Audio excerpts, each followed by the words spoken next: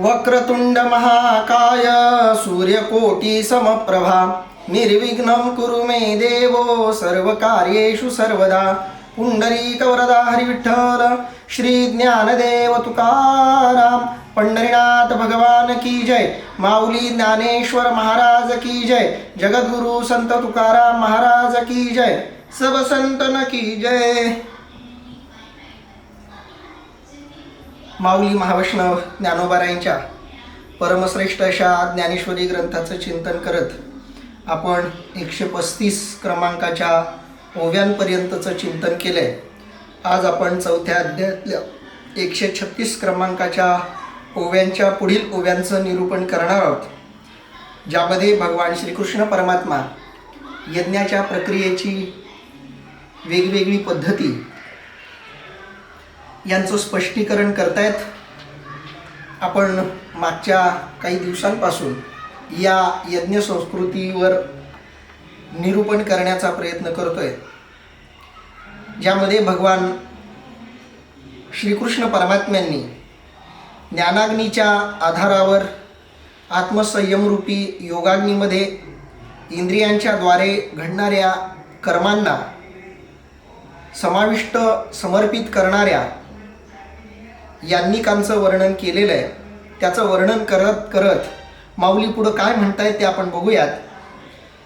माऊली म्हणतायत, ते त सोहम मंत्रे दीक्षिती इंद्रिय कर्माच्या आहुती तिये ज्ञानानळी प्रदीप्ती दिधलिया. अर्थात नंतर यजन करणाऱ्या जीवरूप दीक्षिताने सोहम मंत्राने त्या प्रदीप्त झालेल्या ज्ञानाग्नीत इंद्रिय कर्मांच्या आहुती दिल्या. अर्थात भगवान परमात्म्याला अर्पण करण्याच्या ज्या वेगवेगळ्या पद्धती आहेत, त्या वेगवेगळ्या पद्धतींचं इथं वर्णन भगवंत करताना दिसत आहेत आणि माऊलीसुद्धा करताना दिसत आहेत. कारण भगवंताला काय द्यावं, कसं द्यावं, किती द्यावं, कुणी द्यावं, ह्या सगळ्या गोष्टी कळणं अध्यात्मामध्ये, साधनेमध्ये, परमार्थामध्ये, आराधनेमध्ये अतिशय आवश्यक आहे. भगवंताला आपण देतो, पण त्या देण्यामागची भावना काय, देण्यामागची भूमिका काय, जे आपण देतोय ती दिली जाणारी वस्तू कोणती, आपण जे देतोय ती देताना घडणारी प्रक्रिया कोणती, ज्याला आपण देतोय तो कोण आहे, ज्याला आपण देतोय त्याला आपण काय मानून देतोय, या सगळ्या सूक्ष्म गोष्टी आहेत. आणि या सगळ्या सूक्ष्म प्रश्नांची उत्तरं आपल्याला या निरूपणामध्ये सापडू शकतात. कारण समर्पणाचे, दानाचे दोन महत्त्वाचे प्रकार आहेत. एक अज्ञानी व्यक्तीनं केलेलं समर्पण आणि दुसरा ज्ञानी व्यक्तीनं केलेलं समर्पण.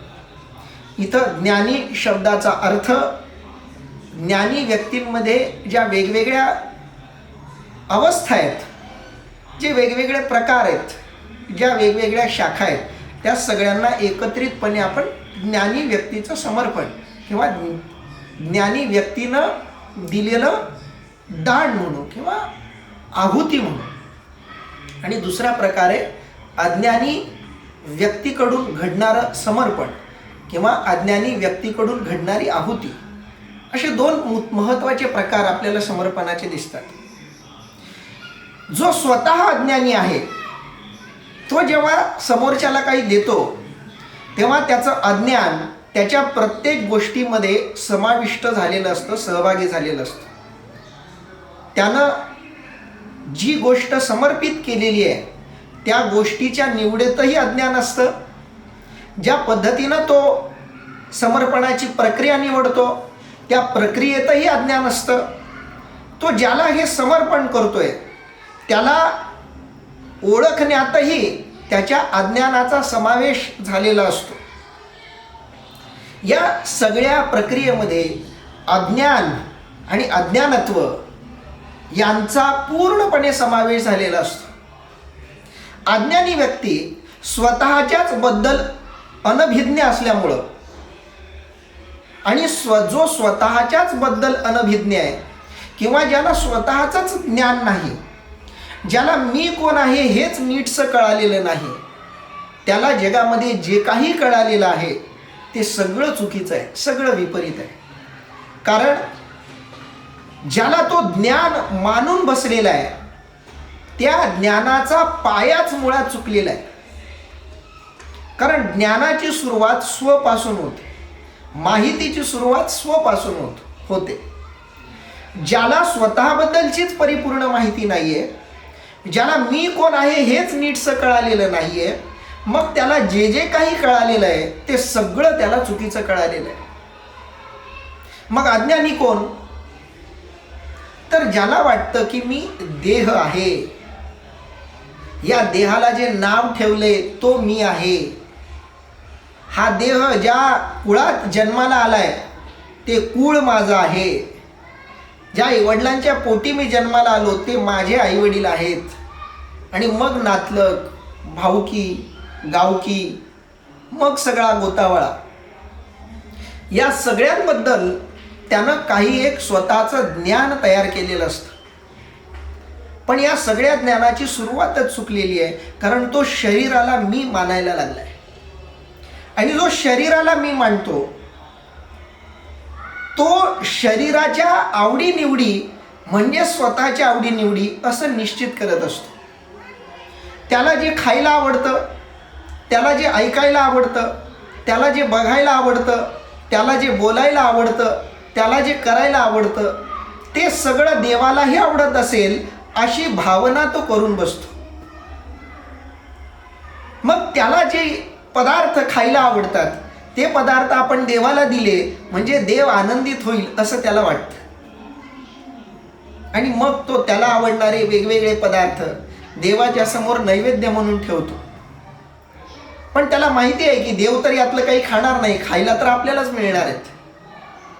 पण आपल्याला आवडणाऱ्या गोष्टी तो देवावर आरोपित करतो, कारण त्याचं स्वतःबद्दलचं अज्ञान भगवंताच्या अस्तित्वावरही आरोपित होतं. ज्यानं स्वतःला ओळखलेलं नाही तो परमात्म्यालाही ओळखू शकत नाही, आणि ज्यानं स्वतःला ओळखलेलं नाही तो योग्य समर्पणच करू शकत नाही. म्हणून अनेक लोक तुम्हाला अशी दिसतील. एक मिनिट, माझं रेकॉर्डिंग थांबलंय, एक सेकंद. असं का झालंय? थांबा.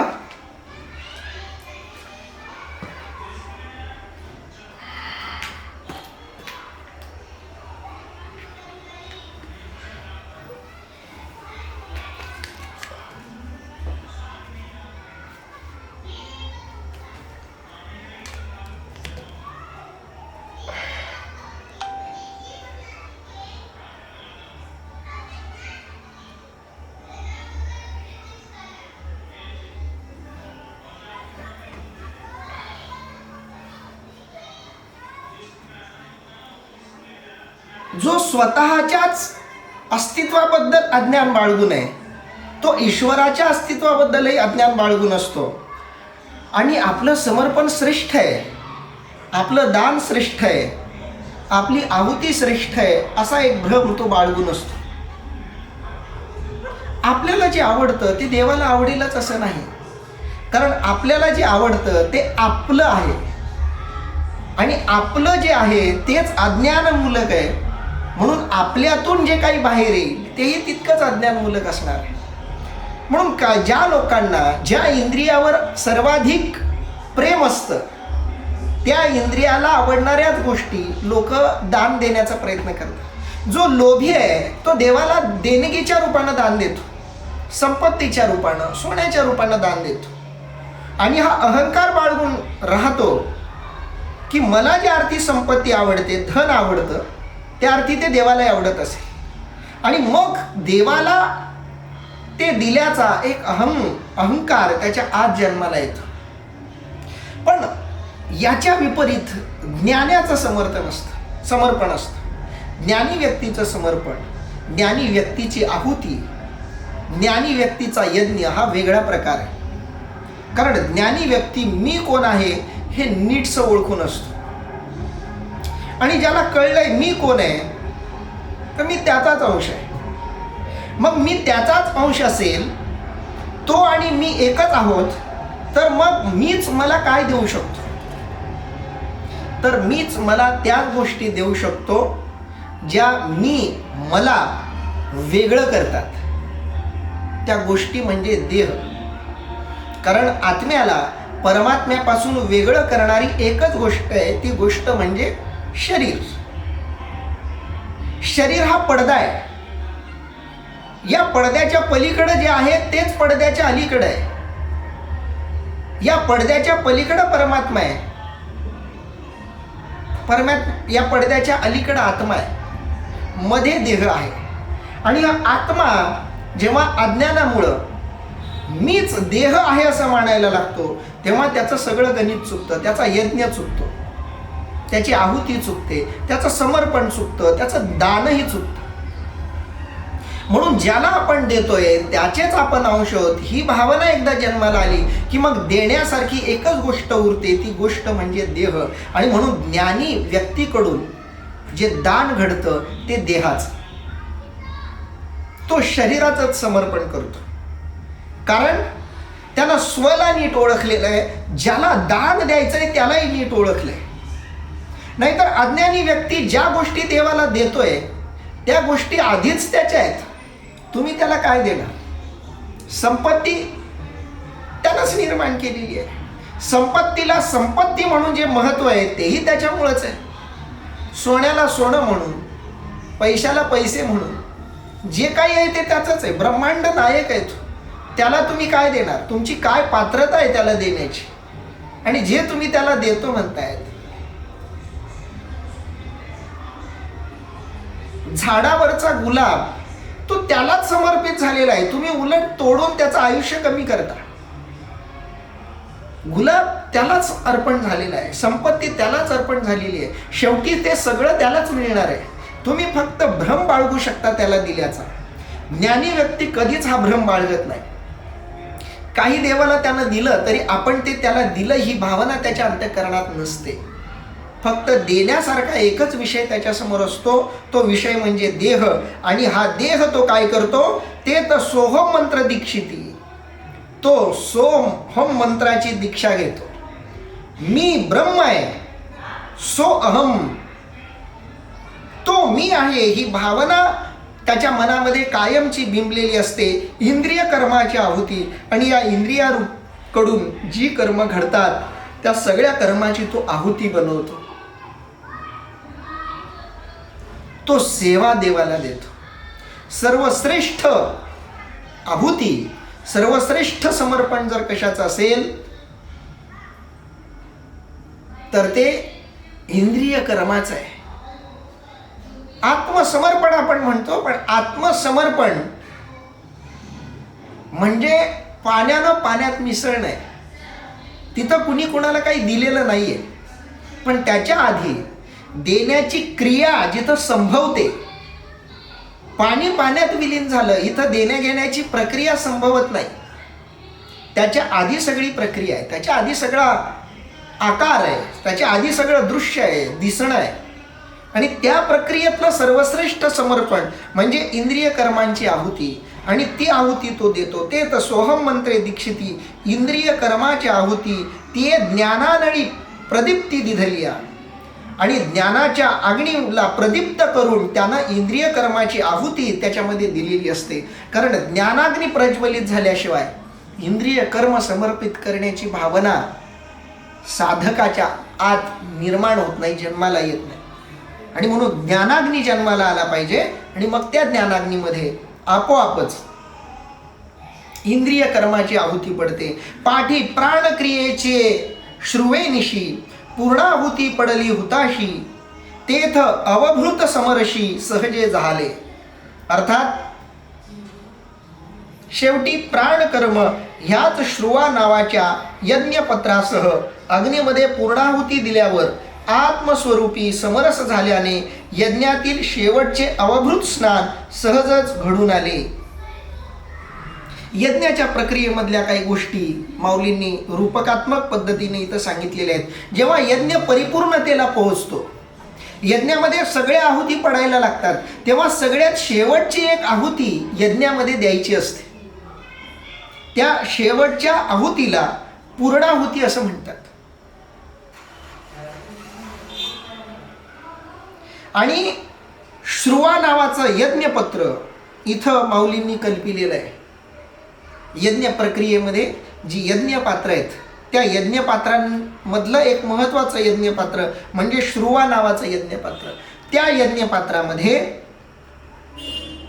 ज्या वेगवेगळ्या संविधा दिल्या जातात, त्यातली सगळ्यात शेवटची पूर्णाहुती जी असते, ज्याच्यानंतर आहुती दिली जात नाही, ज्याच्यानंतर आहुती पडत नाही, ती अंतिम आहुती कोणती आहे?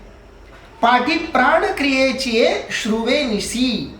श्रुवेनिशी शब्दाचा अर्थ आहे श्रुवा नावाच्या यज्ञपात्रासह. कारण इथं यज्ञपात्राचंही समर्पण करावं लागतं. यज्ञपात्राचीही इथं संविधा दिली जाते. पूर्णाहुती पडली हुताशी. त्या यज्ञामध्ये पूर्णाहुती सुद्धा पडते. तेथ अवभृत समरशी, म्हणजे अवभृत शब्दाचा अर्थ आहे यज्ञ समाप्तीचे स्नान.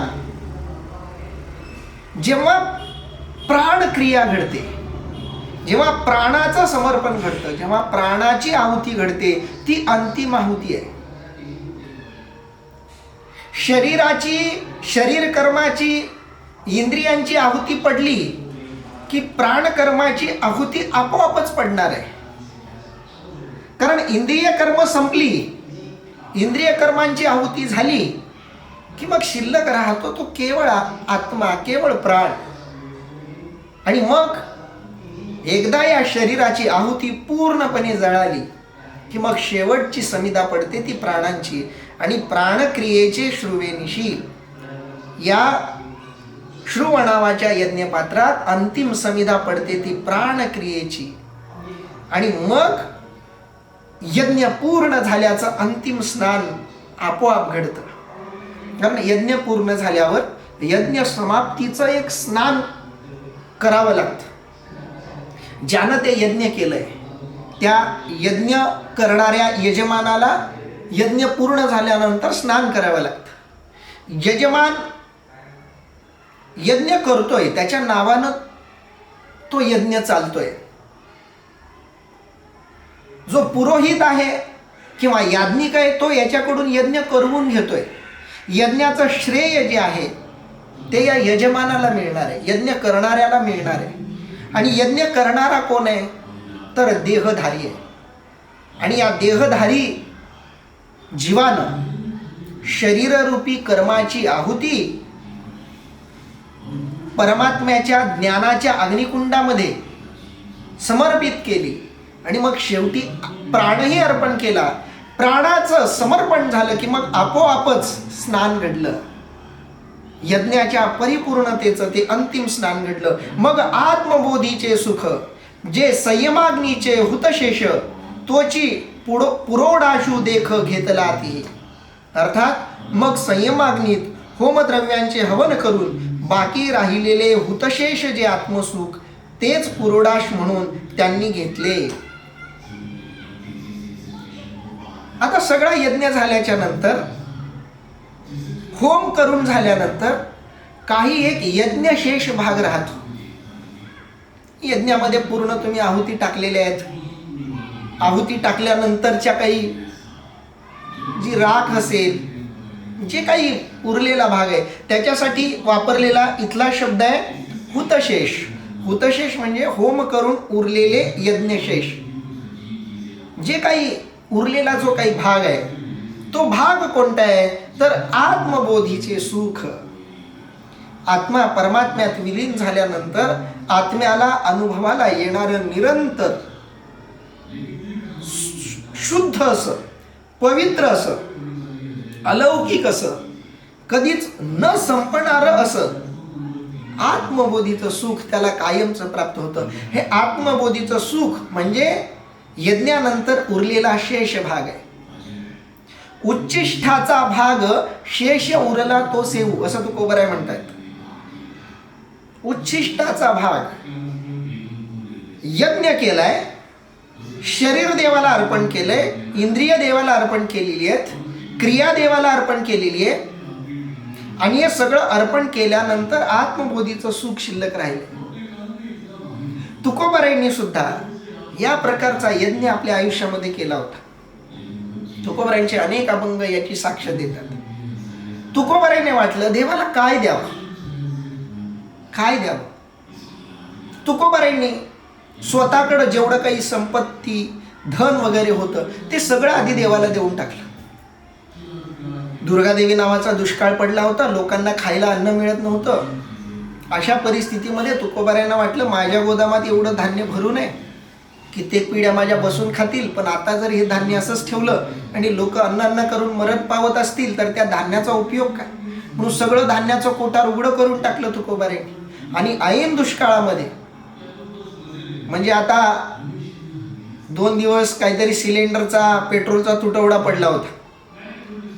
अशा ह्याच्यात एखाद्या गॅस एजन्सीवाल्यानं स्वतःचे सिलेंडर फुकट वाटले असते तर त्या सिलेंडरवाल्याबद्दल जितका आनंद एखाद्या ज्यांना सिलेंडर मिळाला त्यांना झाला असता, अगदी तसाच आनंद तुकोबारायांच्या काळात सगळीकडे दुष्काळ पडला, खायला अन्न मिळत नव्हतं, तेव्हा तुकाराम महाराजांनी स्वतःचं धान्याचं कोठार लोकांना वाटून टाकलं.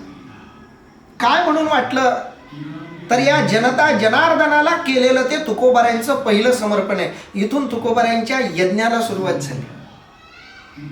पहिलं संपत्ती धन देवाला अर्पण केलं, पण अहंकार बाळगला नाही. कारण तुकोबारायांनी विचार केला हे माझं थोडी आहे, धन कुबेराचे, हे जे काही मी दिलंय ते तर कुबेराचं आहे. कुबेरानं काही काळासाठी माझ्याकडे ते दिलं होतं.